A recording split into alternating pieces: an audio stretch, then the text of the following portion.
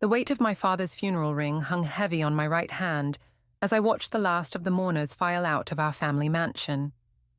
My name is Cynthia, and at 28, I never expected to be standing here, surrounded by empty champagne glasses and hollow condolences.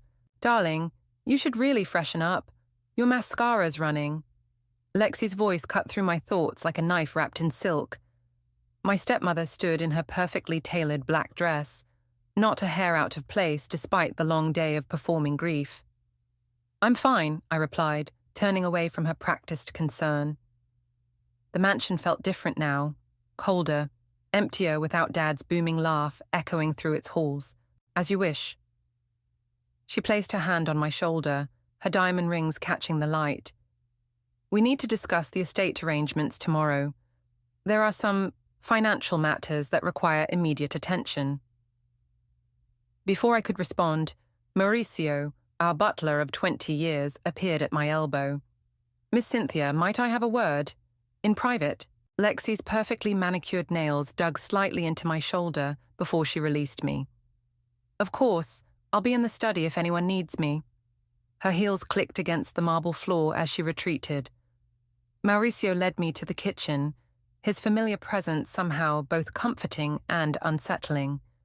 He glanced around before reaching into his jacket pocket. Your father asked me to give you this after the funeral. He handed me a sealed envelope, yellowed slightly with age. He was very specific about the timing. My hands trembled as I took it. When did he give this to you? 3 months ago, just before his diagnosis. Mauricio's eyes held something I couldn't quite read. He made me promise to ensure it reached you directly. I broke the seal, unfolding the letter with shaking fingers. Dad's distinctive handwriting filled the page. My dearest Cynthia, if you're reading this, I've failed to tell you the truth in person, and for that, I'm sorry. The mansion, our home, belongs to you. It always has, through a trust your mother established before she passed. Lexi doesn't know. The official will reading tomorrow will reveal everything, but I needed you to know first. Be careful, sweetheart. Watch the shadows. Love, Dad. Mauricio, did you know about this? I looked up, but his expression remained carefully neutral. I know many things, Miss Cynthia, including that Mrs. Bryant has been making calls to real estate agents this past week. A laugh bubbled up from my chest, hollow and bitter. She's trying to sell my house. Your stepmother has always been ambitious. Mauricio's voice dropped lower. But there's more you should know. The safe in your father's study. Cynthia! Francesca's voice rang out from the hallway. Where are you hiding? Mauricio stepped back smoothly as my best friend burst into the kitchen, her dark curls wild and her eyes concerned. I've been looking everywhere for you. Are you okay? I'm fine, I said automatically, then caught myself. Actually, no, I'm not fine at all. I glanced at Mauricio, who nodded almost imperceptibly before disappearing through the service door. Francesca grabbed my hands. Talk to me. What's going on? Dad left me a letter. I squeezed her fingers. The mansion is mine, Fran. All of it. And Lexi's been trying to sell it behind my back. That snake! Francesca's eyes widened. No wonder she's been hovering around that sleazy lawyer all day. What are you going to do? Before I could answer, we heard voices from the study. Lexi and a man whose tone I recognized instantly. Dan Parker, the family lawyer who'd once asked me out and never quite gotten over my rejection. The will reading is tomorrow, I whispered, tucking Dad's letter into my dress pocket. Let them plot. Tomorrow they'll learn that the house they're trying to sell isn't theirs to sell. Francesca squeezed my arm. Want me to stay tonight? I shook my head, straightening my shoulders. No, I need to face this alone. But first, I glanced toward the study. I think it's time to see what's in Dad's safe. Cynthia, Francesca warned, be careful. Oh, I will be. I smoothed down my black dress, Dad's ring catching the light. After all, I'm not the one who should be worried about losing everything. As I headed toward the study, my heels echoing against the floor my mother had chosen 30 years ago, I felt something shift inside me. Grief was still there, raw and real, but now it had company. Determination, anger, and a fierce desire to protect what was mine. Let Lexi play her games. Tomorrow she'd learn exactly whose house she was living in. Your father always said this place had more secrets than a confessional, Francesca whispered as we crept into Dad's study after midnight. The leather-bound books and heavy curtains cast strange shadows in the dim light of our phones. Help me move this painting. I reached for the massive landscape that had hung behind Dad's desk for as long as I could remember. My hands trembled slightly as we lifted it, revealing the wall safe I'd only glimpsed a handful of times throughout my life. Do you know the combination? Francesca asked. I smiled, remembering Dad's cryptic words years ago. My birthday, Mom's birthday, and the day they met. My fingers spun the dial with practiced precision, and the safe clicked open with a satisfying thunk. Inside, stacks of folders and documents filled the space. But what caught my eye was a USB drive labeled Insurance and a thick manila envelope with my name on it. Look at this. I pulled out a stack of photos. They showed Lexi at various cafes and restaurants, meeting with different men. The dates stamped on the backs went back 5 years, while Dad was still alive. Francesca peered over my shoulder. Is that Dan, your father's lawyer? And that's James from the investment firm. My stomach churned. Dad knew. He knew she was playing him. A floorboard creaked in the hallway. We froze. Quick, the safe! Francesca hissed. We scrambled to replace everything except the USB and the envelope with my name, closing the safe and barely managing to rehang the painting before the study door opened. Mauricio, I nearly collapsed with relief at the sight of our butler. Miss Cynthia, Mrs. Bryant is awake. She's asking for you. His eyes darted to the painting, then back to me. She's in the kitchen. At this hour? Francesca frowned. I'll handle it, I said, tucking the USB and envelope into my pocket. Fran, can you... I'll wait here, she nodded. Text if you need backup. The kitchen lights were harsh after the darkness of the study. Lexi sat at the island counter, wrapped in an expensive silk robe, nursing what looked like scotch. Couldn't sleep? She asked, her voice honey-sweet but her eyes sharp. I was just getting some water. I moved to the sink, keeping my back to her. We need to talk about tomorrow, darling. Ice clinked in her glass. Your father left some substantial debts, the mansion's upkeep alone. Really? I turned, leaning against the counter. That's interesting, considering Dad's last financial statement showed the estate was completely solvent. Her perfectly plucked eyebrows rose slightly. You've been going through his papers? Let's cut the act, Lexi. I pulled out my phone, pulling up the photos I'd just discovered. Care to explain these? The color drained from her face as she swiped through them.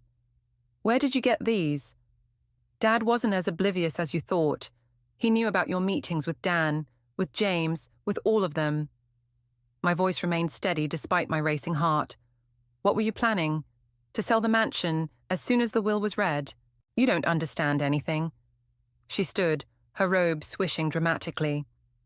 Your father was sick long before his diagnosis. He was making terrible decisions, risking everything Everything you wanted, you mean? I stepped closer. Did you really think you'd get away with it? Her laugh was sharp and bitter. Get away with what? Being a concerned wife? Trying to protect our family's interests? You're just a child playing at being grown up. A child who owns this house. I watched the words hit her like a physical blow. That's right. Mom left it to me in a trust. Dad told me everything. You're lying. But her hand shook as she set down her glass. The will reading tomorrow will prove it. Every property document, every deed. They're all in my name. I moved toward the door. Sleep well, Lexi. You might want to start packing in the morning. You ungrateful little... She caught herself, forcing a smile. We can work something out, surely. We're family, after all. Family doesn't try to sell each other's homes behind their backs. I paused at the doorway. And family doesn't betray the people they claim to love. Back in the study, Francesca was pacing. Well, she knows. I pulled out the USB drive. But she doesn't know everything, not yet. I plugged it into Dad's computer, and folders of financial records, emails, and surveillance photos filled the screen. "Your father was thorough," Francesca whispered. "He was protecting me." I clicked through the files, each one revealing more of Lexi's schemes. And tomorrow, I'm going to use everything he left me to take back what's mine. "What do you need me to do?" I smiled, thinking of the look on Lexi's face when she realized she'd lost control. "Call Raphael. We're going to need all the family support we can get for what comes next." The morning sun streamed through the mansion's windows as Raphael strode into the breakfast room, his presence immediately filling the space. My cousin had always been the family's voice of reason, and right now, I needed that more than ever. "Little Sin," he said, wrapping me in a tight hug. "I came as soon as I got Francesca's call. Show me everything." I spread the documents across the antique dining table. Bank statements, emails, surveillance photos. Raphael's expression darkened as he examined each piece of evidence. "That conniving—" He stopped mid-sentence as heels clicked on marble. Lexi appeared in the doorway, her face a mask of practiced concern. "Raphael, what a lovely surprise." She moved to hug him, but he stepped back, positioning himself beside me. Her smile faltered for just a moment. "Lexi," he nodded coldly, "I hear you've been busy making plans for the estate. Someone has to think about practical matters." She perched on a chair across from us. "Cynthia, darling, about our conversation last night, I've spoken with Dan, and he agrees we should discuss the outstanding debts immediately." "What debts?" Raphael's voice was sharp. "The mortgage refinancing, the renovation loans." Lexi waved her hand dismissively. "Your uncle made some unfortunate financial decisions in his final months." I pulled out my father's last bank statement. "You mean these loans? The ones you took out in Dad's name while he was on heavy medication?" The color drained from her face. "I don't know what you're implying. Stop lying." I slapped down copies of loan documents bearing signatures that clearly didn't match my father's usual handwriting. "Did you really think Dad wouldn't notice? That he wouldn't protect himself? And me? Everything I did was for this family." Lexi's composure cracked. "Your father was losing his grip, making terrible investments. Someone had to step in. By forging his signature? By meeting secretly with his lawyer to plan the sale of my house?" I leaned forward. "Yes, my house. Mom's trust made sure of that." The door opened again, and Dan walked in, his expensive suit failing to hide his discomfort when he saw Raphael. "Am I interrupting something?" he asked, hovering uncertainly. "Perfect timing," Raphael said, standing. "Care to explain why you've been helping Lexi arrange the sale of property she doesn't own?" I don't know what you're talking about." Dan's eyes darted to Lexi. "Mrs. Bryant asked for standard estate planning advice." "Save it." I pulled out my phone, playing a recording from one of their cafe meetings. Their voices filled the room, discussing property values and potential buyers. "You recorded us?" Lexi's voice shook with rage. "Dad did." I stopped the playback. "He knew everything, Lexi. Every meeting, every forged document, every betrayal. This is ridiculous." Dan straightened his tie. "These recordings won't hold up in court, but the forensic accounting report will." Raphael produced another folder. "Along with the testimony from Dad's doctors about his mental state when these loans were taken out. Want to guess how that looks for both of you?" Lexi stood abruptly, her chair scraping against the floor. "You ungrateful little bitch. After everything I've done for you." "Done for me?" I laughed. "You mean trying to steal my inheritance? Plotting to sell my home? Using my father's illness to line your own pockets?" "You have no idea what it takes to maintain all this." She gestured wildly at our surroundings. "Your precious mother's trust? It's barely enough to keep the lights on. Someone had to think about the future." "Your future, you mean?" I stood slowly. "Well, think about this. You have 24 hours to pack your things and leave. After that, I'm calling the police." "You can't do this to me." Her voice wavered between threat and plea. "Actually, she can."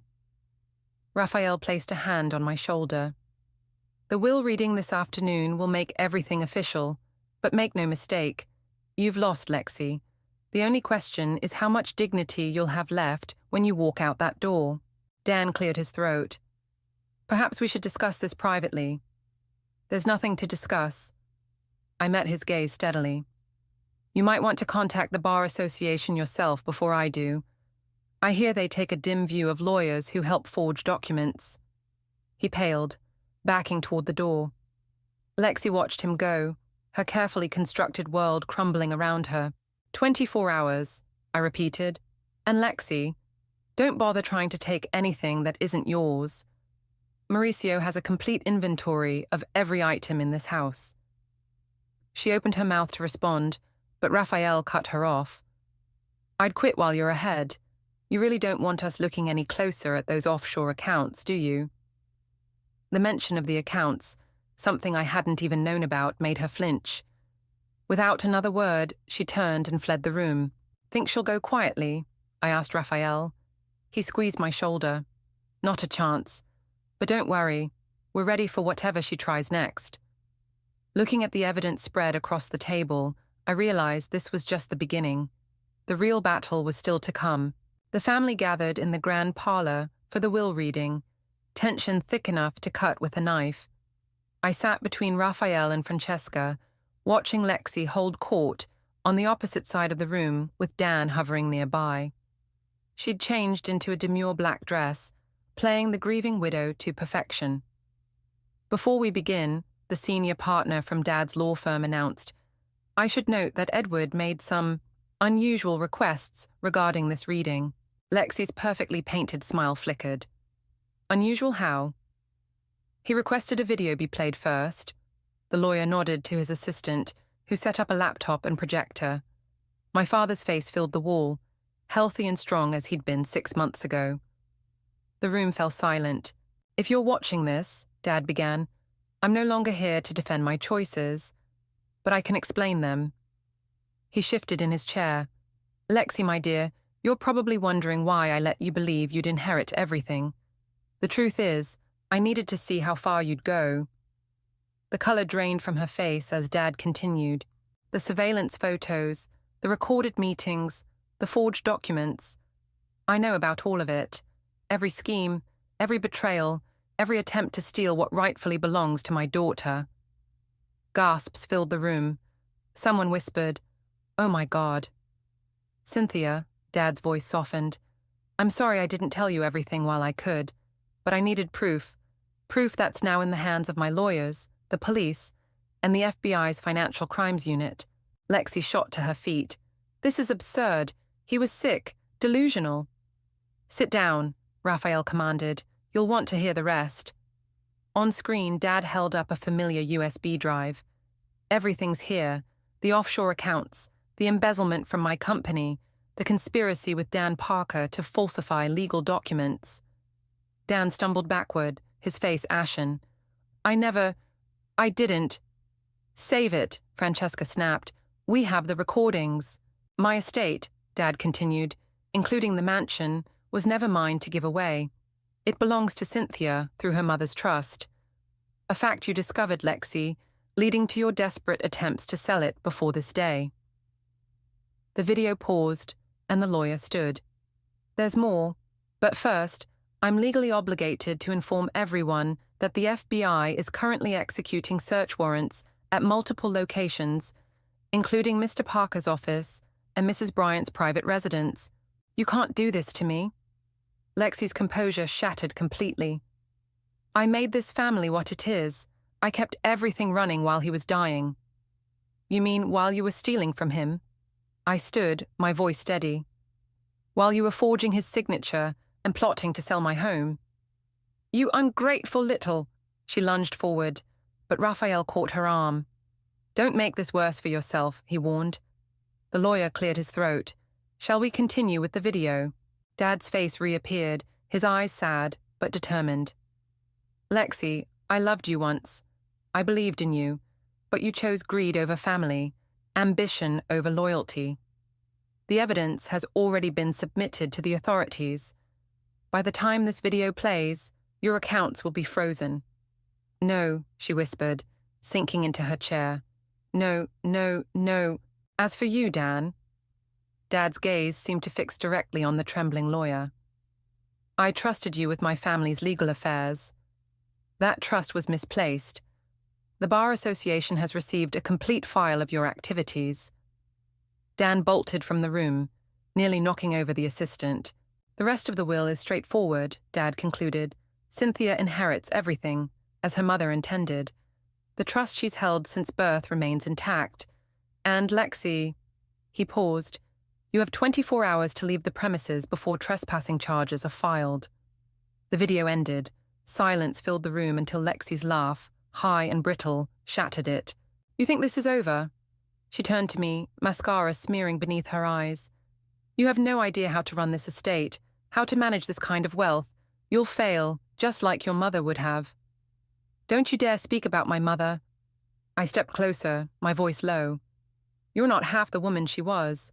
She built this family's legacy. You tried to steal it. Security will escort Mrs. Bryant to collect her personal belongings, the lawyer announced. The FBI agents outside will want to speak with her afterward. As two men in suits appeared in the doorway, Lexi's facade crumbled completely. This isn't fair. You deserve prison, Raphael cut in. Be grateful if you only lose your money and your reputation.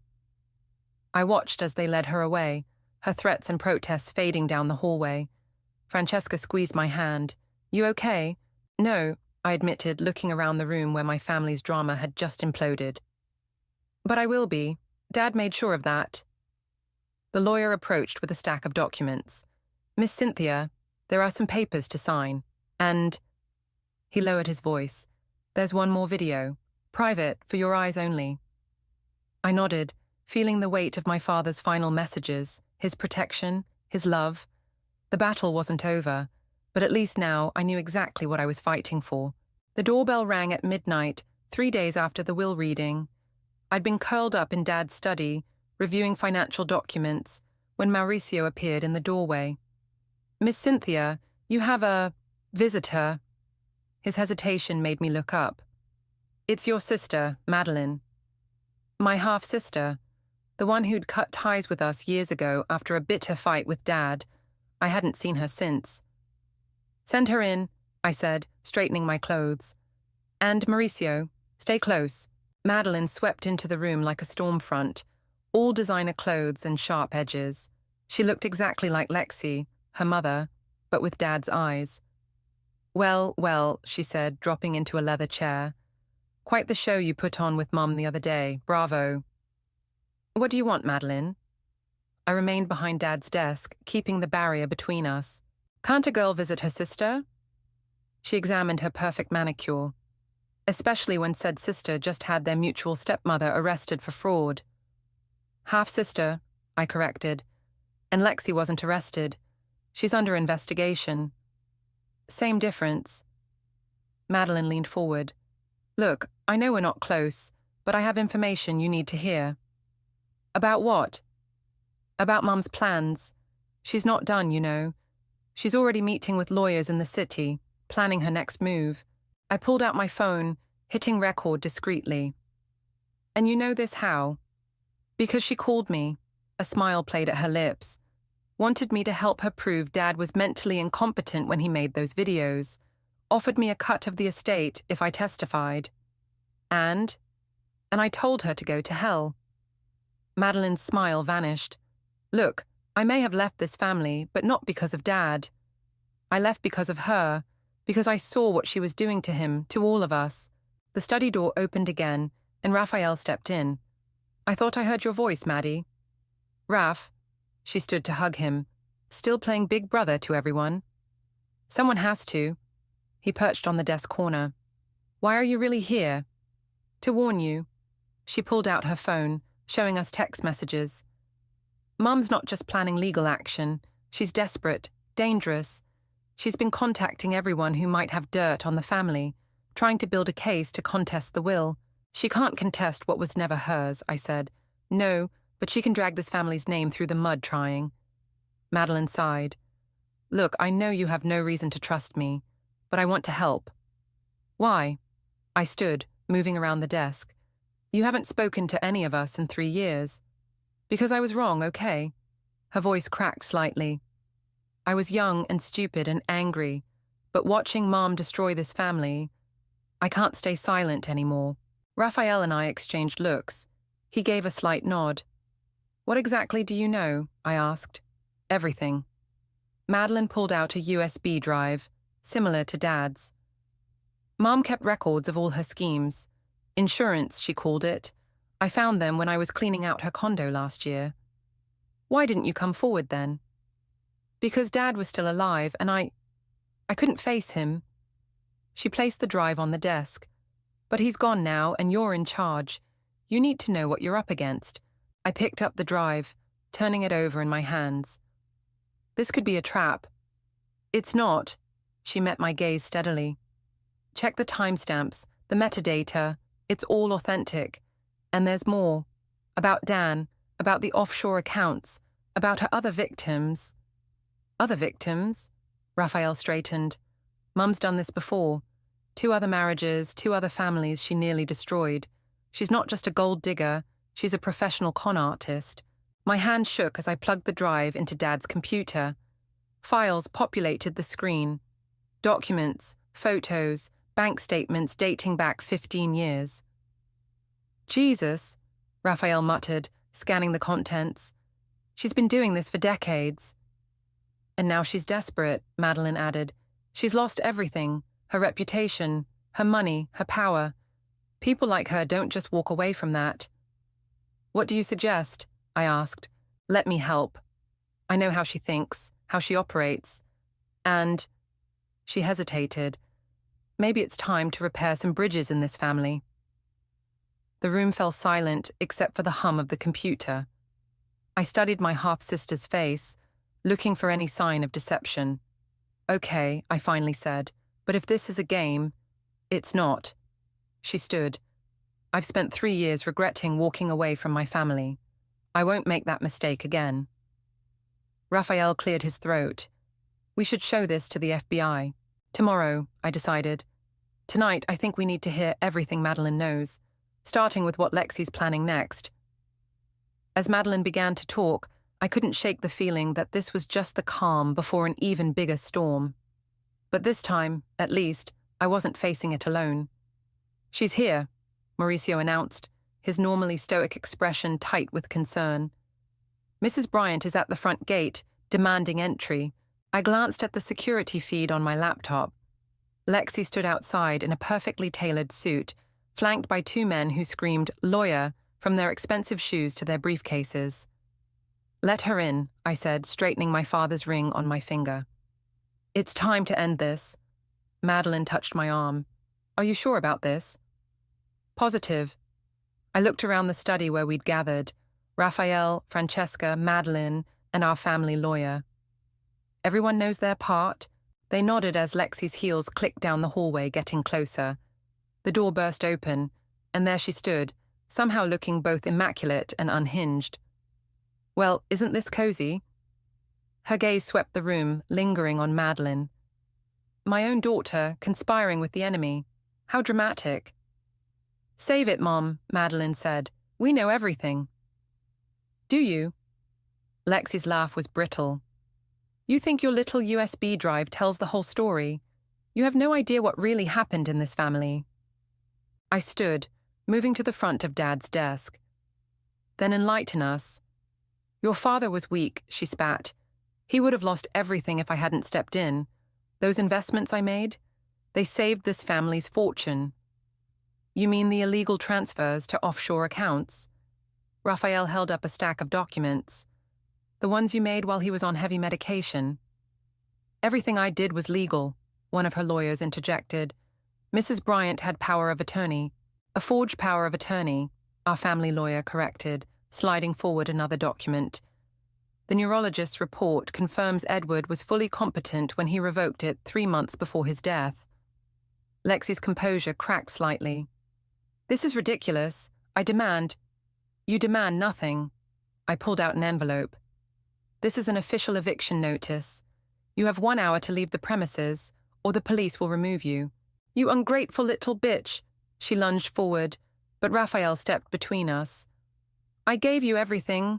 I raised you after your precious mother died. You mean after you convinced Dad to send me to boarding school? I kept my voice steady. After you systematically isolated him from everyone who could expose your schemes? You have no proof. Actually, Madeline interrupted, we do. She opened her laptop, playing a video of Lexi meeting with Dan in a hotel room, plotting their next move. Where did you get that? Lexi's face went white. From your own records, Mom. You really should change your passwords occasionally. The lawyers exchanged glances, one of them already backing toward the door. Mrs. Bryant, he said carefully, you didn't mention these complications when you retained us, because they're lies. She whirled on him. All of it, fabricated by an ungrateful child who owns this house? I cut in. Who has proof of your fraud, your conspiracies, and your previous cons? Yes, we know about the other families too. Her other lawyer cleared his throat. I believe we should continue this discussion after consulting with our ethics board. Cowards! Lexi screamed as they hurried out. You can't do this to me. I made this family. No, I stepped closer. You nearly destroyed it. But Dad saw through you. He protected me, protected everything, while you dug your own grave. I'll fight this, she hissed. I'll tell everyone what really goes on in this family. Every dirty secret, every scandal. Go ahead. Francesca spoke up from the corner. The press would love to hear about your history of marrying wealthy men and bleeding them dry. I'm sure your previous victims would be happy to comment. Lexi's gaze darted around the room, finding no allies. Madeline, she tried, voice softening. Sweetheart, you can't believe these lies about your own mother. Save it. Madeline stood. I've spent years ashamed of walking away from this family. Now I'm ashamed I didn't expose you sooner. Security is waiting, Mauricio announced from the doorway. Shall I escort Mrs. Bryant out? This isn't over, Lexi snarled, backing toward the door. You think you've won? You have no idea what's coming. Actually, I held up my phone. The FBI does. They're very interested in those offshore accounts, and the evidence of money laundering, and the forged documents. Her face crumpled for just a moment before the mask slipped back into place. You'll regret this, all of you. Goodbye, Lexi. I watched as security appeared to escort her out. Don't bother trying to contact us. Your lawyers can talk to ours. As her protests faded down the hallway, Madeline let out a shaky breath. That's not the end. No, I agreed, watching Lexi's retreating figure on the security feed. But it's the beginning of the end. Raphael squeezed my shoulder. We'll be ready for whatever she tries next. Looking around at my unlikely alliance, my half-sister, my cousin, my best friend, I finally felt the weight of Dad's words sink in. He hadn't just left me an inheritance. He'd left me a family, stronger than ever. The call came at 3 a.m., jolting me awake. Madeline's voice crackled through the phone, tense and urgent. Mom's making her move. She's filed an emergency injunction, claiming Dad was mentally incompetent. The hearing's in 2 hours. I bolted upright. 2 hours? That's not possible. The courts don't... She's got a judge in her pocket, Madeline cut in. Judge Harrison. They're old friends, apparently. I'm on my way. Raphael's voice joined the call. Already called our lawyers. Meet at the courthouse in an hour. I threw on clothes while dialing Francesca. Within 45 minutes, our entire team had assembled on the courthouse steps. Dawn was just breaking, casting long shadows across the empty plaza. Here they come, Francesca muttered. Lexi strode toward us, flanked by new lawyers and, my stomach dropped, Dan Parker. She'd traded her designer suits for a modest black dress, playing the grieving widow perfectly. Last chance, she called out. Drop this ridiculous vendetta, and we can work something out. Like you worked things out with your previous husbands? Madeline stepped forward. How many families have you destroyed, Mom? I'm trying to protect this family's legacy. Lexi's voice rose. Your father was sick, making irrational decisions. Is that what you told Judge Harrison? I interrupted. The same judge who vacationed with you in the Caymans last year. Her step faltered. How did you... We found the photos, Raphael said, holding up his phone. Along with the offshore account transfers. Interesting timing, right before he handled your divorce from husband number 2. The courthouse doors opened, and a clerk emerged.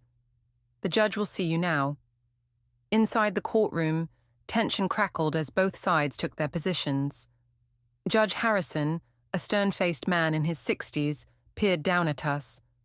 "Mrs. Bryant," he began, "you claim Edward was mentally incompetent when he made these videos and changed his will." "Yes, Your Honor." Lexi dabbed at her eyes with a tissue. The medication affected his judgment. He became paranoid, making wild accusations. Like these? I nodded to our lawyer, who projected images onto the courtroom screen. Photos of Lexi meeting Judge Harrison, bank statements showing suspicious transfers. The judge's face darkened. "What is the meaning of this?" "The meaning, Your Honor," our lawyer stepped forward, "is that we have evidence of judicial misconduct, and we've already submitted it to the State Ethics Board." "This is outrageous." Lexi's lawyer jumped up. "These accusations are supported by extensive documentation," Madeline interrupted, walking forward with a thick folder, "including records of your private meetings with my mother to coordinate this emergency hearing." Judge Harrison's hands gripped his gavel tightly. "I will not be blackmailed." "No blackmail," I said clearly. "Just the truth, about Lexi's pattern of fraud, about your role in covering up her previous cases, about everything." "I move to dismiss," Lexi's lawyer started. "Sit down," Dan suddenly spoke up. All eyes turned to him. "It's over, Lexi. I'm not perjuring myself for you." "Dan," she whirled on him, "after everything we did was illegal," he said tiredly, "and I've already given my statement to the FBI." The courtroom erupted in chaos. Lexi lunged at Dan, her carefully constructed facade shattering completely. Security rushed forward as she screamed accusations and threats. "Order!" Judge Harrison slammed his gavel, but his authority had evaporated. 2 men in suits entered the courtroom, badges visible. "Judge Harrison," one announced, "we need you to come with us. And Mrs. Bryant, you're under arrest for fraud, conspiracy, and attempted judicial manipulation." As they led Lexi away in handcuffs, she fixed me with a venomous glare. "You think this is victory? You've destroyed everything." "No," I replied calmly. "You did that yourself. Every scheme, every lie, every betrayal, those were your choices." "Mrs. Bryant," the FBI agent interrupted, "you have the right to remain silent." "I'll never be silent," she shrieked as they escorted her out. "This family will regret this, all of you." In the sudden quiet of the courtroom, Madeline touched my arm. "You okay?" I watched through the window as they led my stepmother to a waiting car. Judge Harrison following in separate custody. "I think I finally am." "It's really over," Francesca whispered. "Almost," Raphael corrected. "We still need to clean up the mess, the legal challenges, the press, the financial tangles." "We'll handle it," I said, feeling stronger than I had in weeks. "Together." As we walked out of the courthouse, reporters swarmed, shouting questions. But for the first time since Dad's death, I felt no fear, no uncertainty, just clarity. "Miss Cynthia," one reporter called out, "any comment on your stepmother's arrest?" I paused on the steps, my family flanking me. "Just this, the truth always comes out. No matter how long it takes, no matter who tries to bury it, justice finds a way." The autumn breeze rustled through the mansion's gardens as I unlocked the front door, letting Madeline in with her boxes. After Lexi's conviction and sentencing, 15 years for fraud and conspiracy, my half-sister had finally agreed to move back home. "Still feels strange being here," she said, setting down a box in the foyer. "Good strange, but strange. Miss Cynthia," Mauricio appeared with perfect timing. "The investigators have finished with the safe room. They found something you should see." We followed him to Dad's study, where Raphael already waited with Francesca. On the desk lay a leather-bound journal I'd never seen before. "It was hidden behind a false panel," Raphael explained. "Your mother's diary." My hands trembled as I opened it. Mom's elegant handwriting filled the pages, including a letter dated just before her death. "Read it out loud," Francesca urged softly. I cleared my throat. "My dearest Cynthia, if you're reading this, you've finally discovered the truth about our home, your inheritance, and hopefully your own strength. I created the trust not just to protect our family's wealth, but to protect you from those who would exploit it. Your father knows my wishes. The mansion isn't just a house, it's a testament to love, family, and perseverance. I built it from nothing, just as you'll need to rebuild after I'm gone. Trust your instincts, trust your true family, and most importantly, trust yourself. All my love, Mom." She knew, Madeline whispered. Somehow she knew someone like my mother would come along. A knock at the study door made us turn. Dan stood there, looking uncomfortable in casual clothes rather than his usual suit. "The FBI finished interviewing me," he said. "I've told them everything, about Lexi's previous cons, about Judge Harrison's involvement, all of it." "Why did you help her in the first place?" I asked. He sighed, leaning against the doorframe. "Because I was stupid and greedy, and because she convinced me you'd never be capable of running the estate yourself." He met my eyes. "I was wrong, about everything." "Yes, you were." I stood. "The Bar Association's decision?"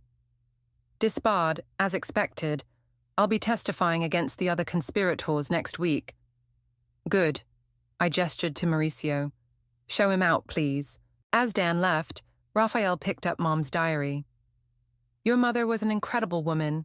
This journal, it's full of business strategies, family history, even warnings about people like Lexi. She built an empire," Francesca added, "while everyone underestimated her, just like they underestimated you." The doorbell rang, and Mauricio returned moments later with a delivery. "The new security system, Miss Cynthia, and the contractor is here about the renovations." "Go," Madeline smiled. "Be the lady of the house. We'll help unpack my things."